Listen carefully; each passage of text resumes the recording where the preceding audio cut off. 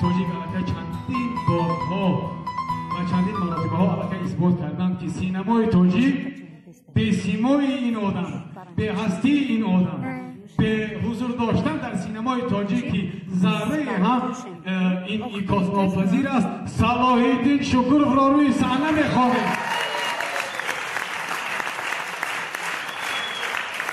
صلاح‌الدین شکورov مرحبا روی صحنه شما رو دعوت می‌کنم.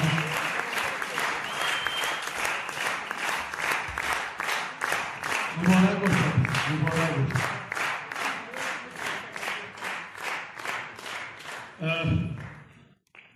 برای آخرین آدمی که در این فیلم گویا که ذره هم سم گذاشته است کارگردان فیلم نامیده می شود.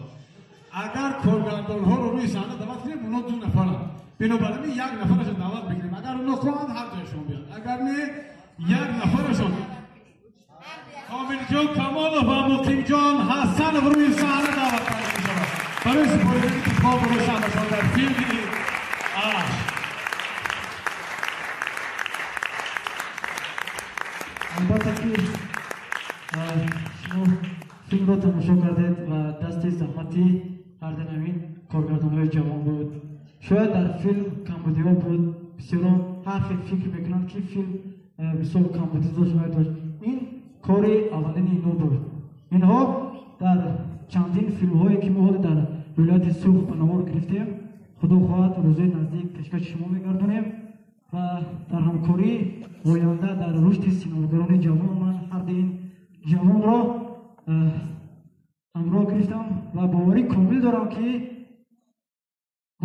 بعدا باز بهترین فیلم ها را پیشکش شما میکنم.